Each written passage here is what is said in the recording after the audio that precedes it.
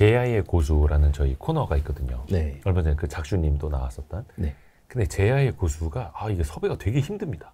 아, 그래요? 네. 왜냐면 네. 제야의 고수들은 그냥 숨어 있고 싶어 하시는 분들이에요. 사실 거의 다 그렇죠, 사실. 나와서 요즘에는 좀 돈 좀 있다 혹은 주식으로 돈 많이 벌었다 하면은 네. 요즘에 또 안 좋은 사회적 사건들도 막 있고 이래가지고 맞아요. 특히 제야의 고수분들을 섭외가 되게 힘든데 어찌됐든 간에 오늘 박용호 PB님 네. 이른바 뇌뽀비님은 제 또 지인을 통해서 좀 검증된 분이어서 모셨습니다. 와주셔서 고맙습니다. 아우, 네, 잘 감사합니다.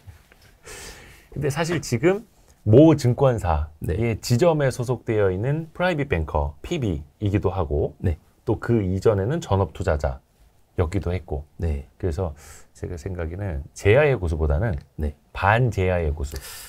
그 정도 맞는 것 같아요. 반제야의 고수. 반지하 아니고 반제야의 고수 네. 정도의 타이틀로 가면 될 것 같아요. 아, 그 정도 맞는 것 같아요. 우선은 직접 그냥 간단히 자기소개 좀 해주실 수 있을까요? 아, 네. 안녕하세요. 저 텔레그램 이제 활동하고 있는데 텔레그램 그 조정은 뇌를 뽑아가지라는 채널 운영하고 있는 뇌뽑이라고 합니다. 아, 그리고 제가 또 증권사 지점에서 일단 일하고 있고요. 예. 근데 이제 제가 여기 뭐 나올 만한 레벨이 되나 싶은 생각이 좀 들어서 좀 걱정스럽긴 한데 뭐 좋은 형님께서 또 이런 기회 만들어 주셔가지고 나오게 되었습니다. 그래서 아무튼 이제 지금 시장 분위기가 좀 애매한데 그래도 이제 그래가지고 많은 사람들 좀 힘드실 것 같긴 한데 그래도 뭐 조금이나마 도움 드릴 수 있는 말들을 제가 해드릴 수 있는 시간이 되면 좋겠네요.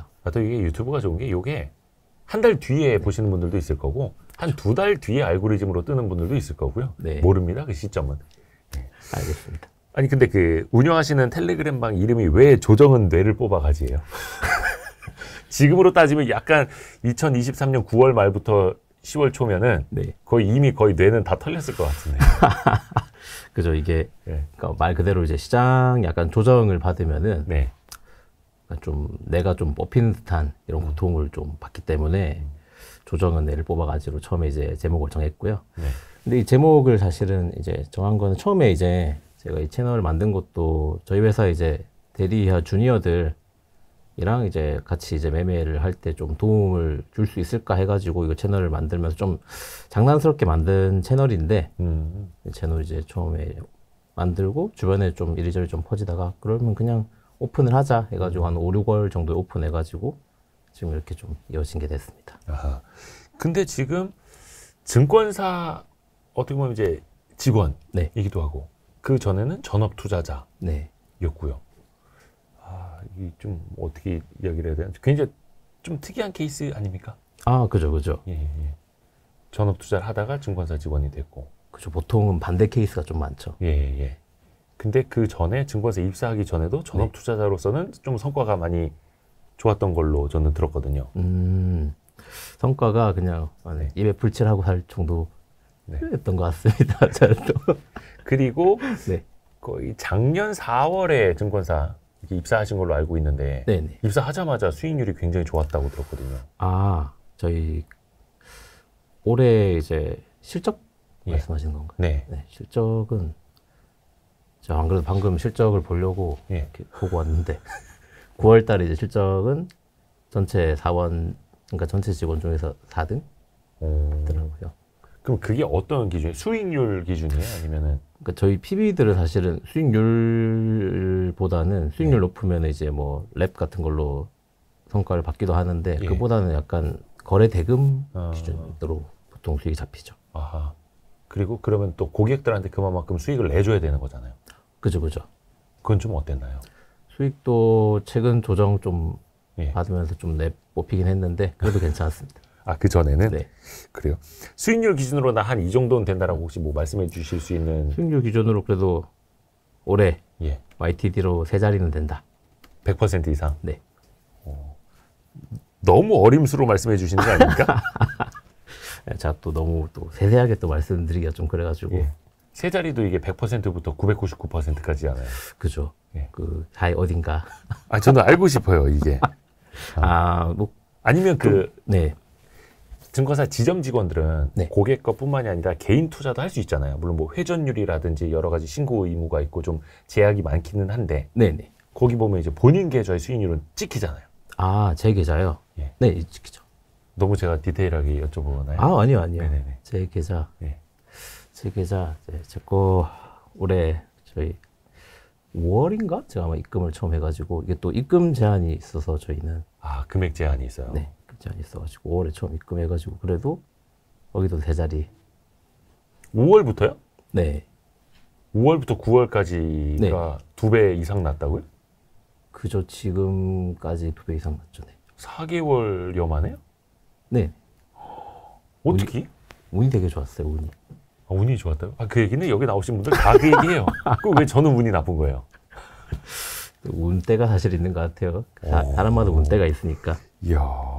하여튼 그거는 잠시 후에 또 한번 들어볼 텐데, 근데 어떻게 보면은 작년에도 그랬고 올해도 그랬고 일부 좀 쏠림 현상들이 있었고 그 종목들이 올라타면은 큰 수익이 났을 법한데 네. 대표적으로 막 로봇, AI, 헬스케어, 네. 뭐 상반기에는 뭐 조선, 임플란트 뭐 여러 가지가 좀 있었잖아요. 네.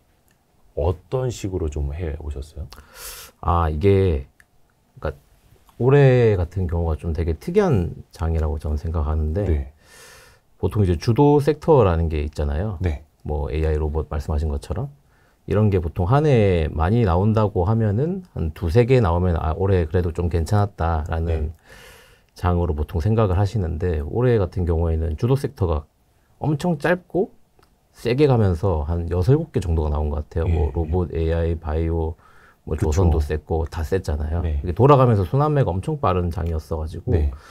저는 뭐 딱히 제가 뭔가를 섹터를 찍는 건 아니고 그냥 시장에서 이 섹터가 좀 강하다고 찍으면은 그 섹터를 좀 늘리고 이런 식으로 좀 따라가는 매매를 많이 선호합니다. 아하, 약간 추세 추종일 수도 있고 아, 네네. 그때 시류를 강하게 탄 거에 달리는 말에 올라타는. 그죠. 이게 약간 요즘 장 자체가 예. 좀 많이 바뀐 것 같은 게, 원래 이제 시장 자체를 이제 주도하는 수급이 보통 기관 외국인 쪽에서 거의 주도를 해왔잖아요. 네네. 이제 작년까지만 하더라도. 근데 이제 올해부터는 뭐 유명하신 뭐 마떼리 아저씨 이런 분들 좀 생겨나면서 개인이 주도하는 장세가 좀 온 것 같아요. 그렇죠. 그렇다 보니까는 개인들 특징이 조금 급한 성격도 있고 하다 보니 그게 시장에 그대로 드러나는 것 같거든요. 아, 그래서 그냥 이런 개인 주도 장세라고 생각해가지고 좀 쏠림이 더 심해지는 것 같네요. 그러면 개인 주도 장세다라는 걸 읽고 네. 그래서 쏠림이 심한 장세이니 네, 그냥 그 쏠림에 그냥 같이 쏠려가는 그죠. 그렇게 해야 추세에 어떻게 보면 순응하는 전략 뭐 이럴 수도 있는 거고요. 네네. 약간 소문을 듣자니 그 방금 언급해 주셨던 뭐 로봇, AI, 헬스케어 네, 그리고 최근에 좀 핫했던 급등했던 2차 전지 뭐 포함을 해서 네. 속된 말로 그걸 다 이렇게 드셨다고. 아우, 아니요. 제가 다 먹었으면 좋았겠지만, 네.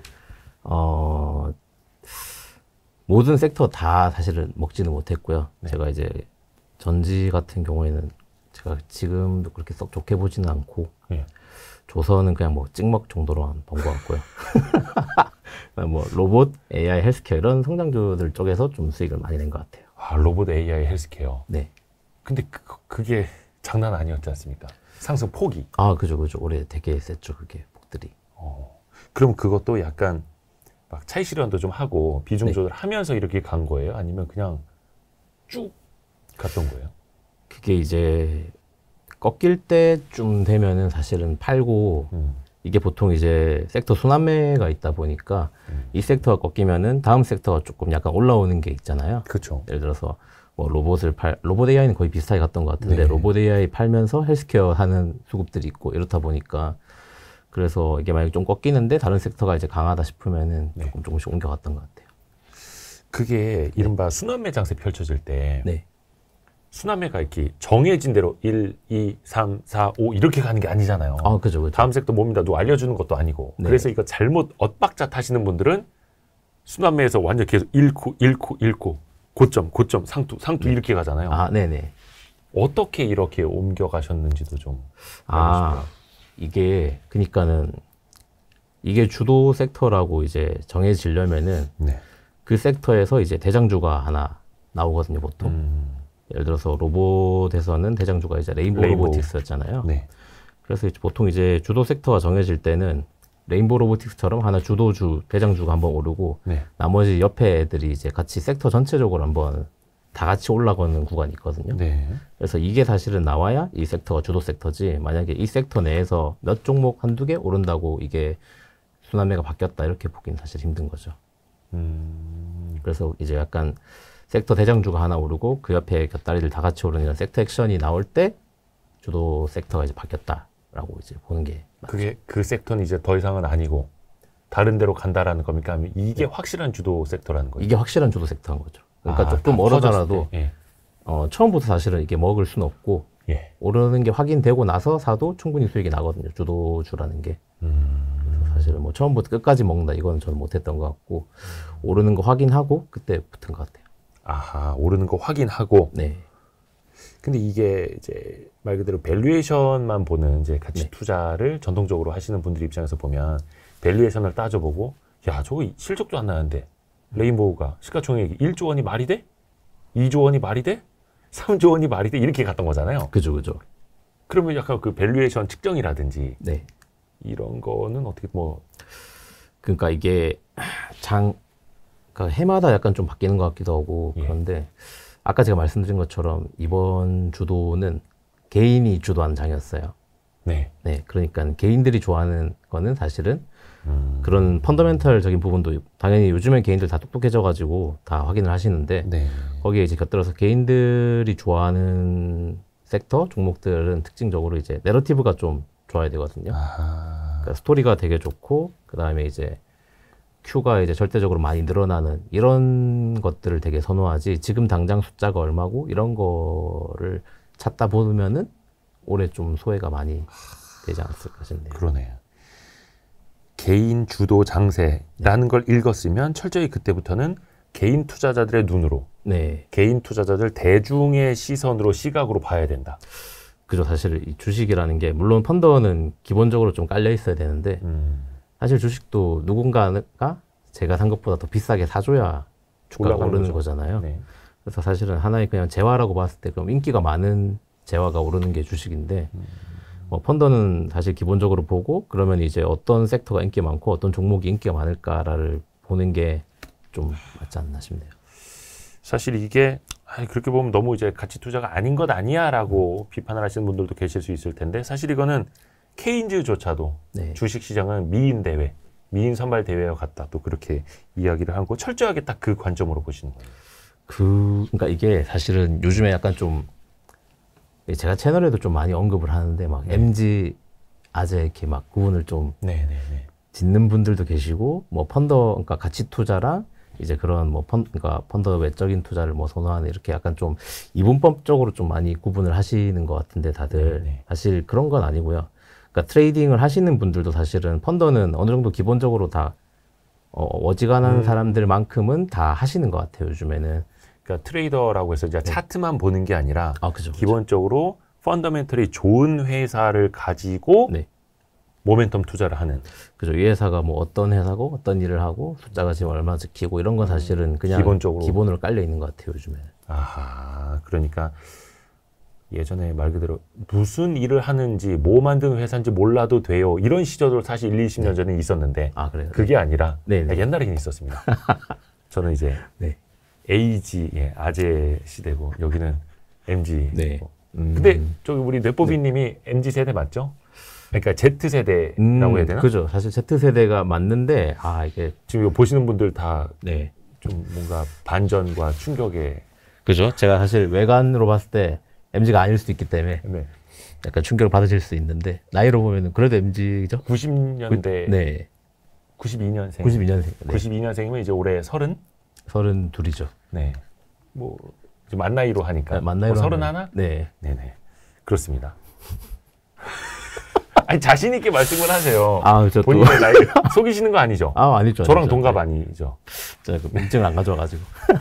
아무튼 우리 MZ 세대 맞습니다. MZ 세대, Z 세대 뇌뽀비님이고 그래서 어떻게 보면은 추세 추종일 수도 있고 핫한 종목들에 올라타는 달리는 말에 올라타는 투자를 했지만 펀더멘털을 근간으로는 하고 있다. 네. 뭐 사실 펀더가 베이스라고 보기 때문에 그리고 사실은 그러니까 이제 장 칼라에 맞춰서 하는 게 좋은 것 같아요. 그러니까 가치주들이 가는 장이 있고 그 외에 뭐 다른 이제 내러티브 가로 가는 장세가 있는데 그러니까 장에 맞춰서 가야지 뭐 나는 가치 투자자니까 무조건 가치 투자만 해.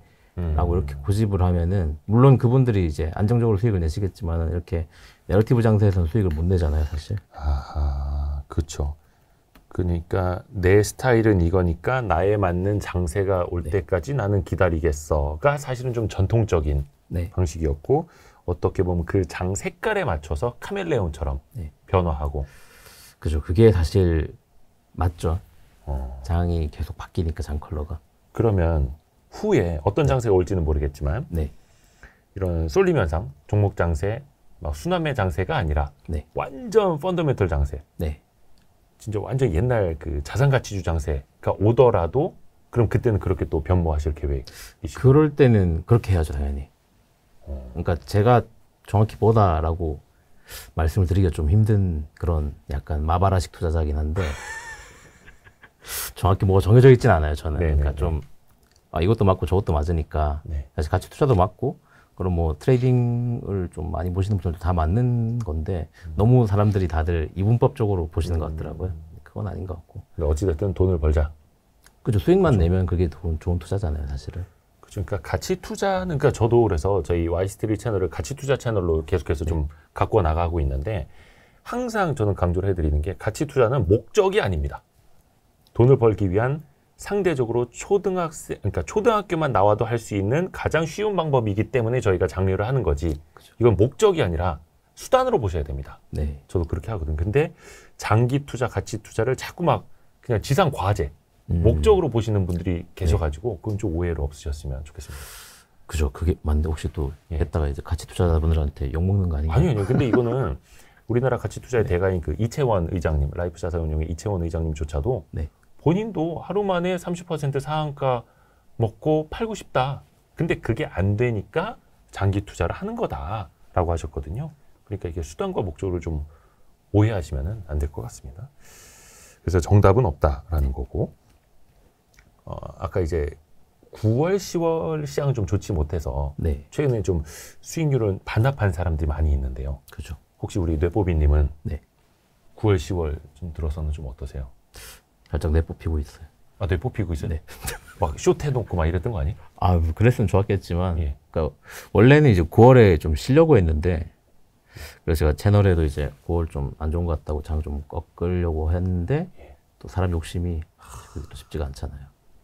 저도 그 생각했는데. 네, 그래서 이번에 배운 게 다 비워야겠다. 그러니까 장이 좀 싸다 싶으면은 조금 더 먹으려다가 많이 토할 바에 그냥 아예 그냥 포트를 다 비웠어야 됐는데. 근데 그러다 또 올라갈 수도 있는 거고 모르잖아요. 사실 그거는. 그죠, 사실 예측과 확률의 영역이긴 한데. 네, 그럼 다 비웠다가 내가 틀렸다 싶으면 다시 사도 되는 건데 약간 좀 너무 미련이 남아가지고 조금 더 벌어보겠다고 하다가 좀 많이 혼나고 있죠.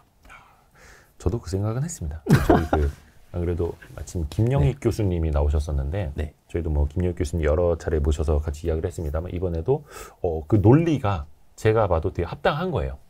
그리고 여러 가지 또 이제 외생 변수들도 이슈가 있었고 미국의 뭐 부채 한도라든지 여러 가지가 있어가지고 9월, 10월 조금 줄여놔야겠다. 그래서 줄였어요. 네. 근데 티가 안 나네. 줄였는데 그 현금은 다 어디 갔는지 모르겠고. 그죠. 왜 티가 안 나지? 그래서 이번에는 그냥 뇌가 뽑히고 있다. 네. 항상 조정이 올 때는 뇌가 뽑힌다는 표현은 그런 걸까요? 약간 내가 평소에 하려던 정상적인 사고를 못 하게 된다. 이성을 잃게 된다 이런 뜻이에요? 조정이 올 때 약간 내가 뽑히는 듯한 고통을 좀 받잖아요, 사실은. 계좌를 볼 때마다. 그래서 약간 뭐 내가 뽑히니까 좀 고통스럽기도 하고 좀 판단도 약간 흐려지는 것 같고 좀 그런 것 같아요. 판단이 흐려지고 그만큼의 고통이기도 하고 왜냐면 돈이 삭제되니까. 그죠.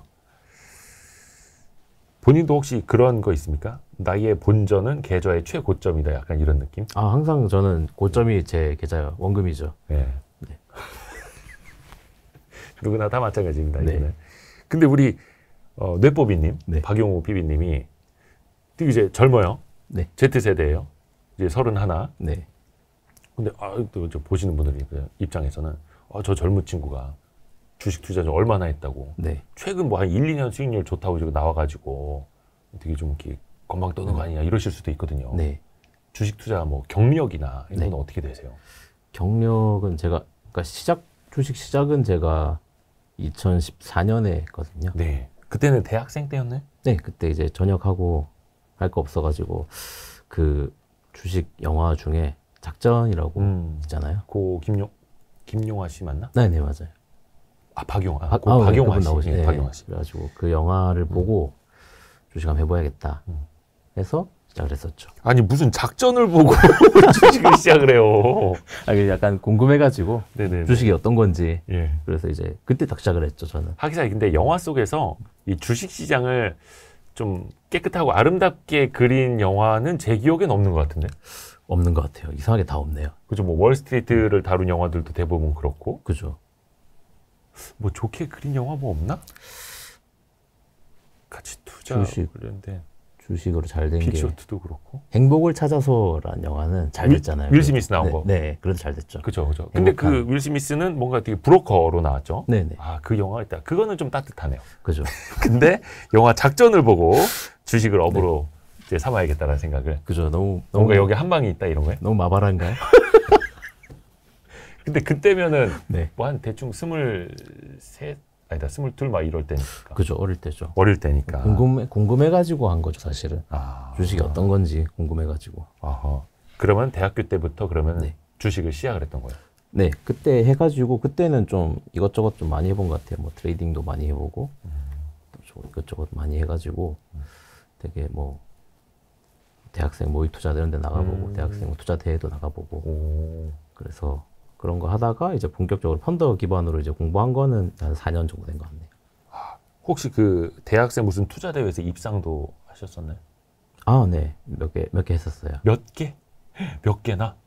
네. 와. 예를 들어서 뭐 어떤 식의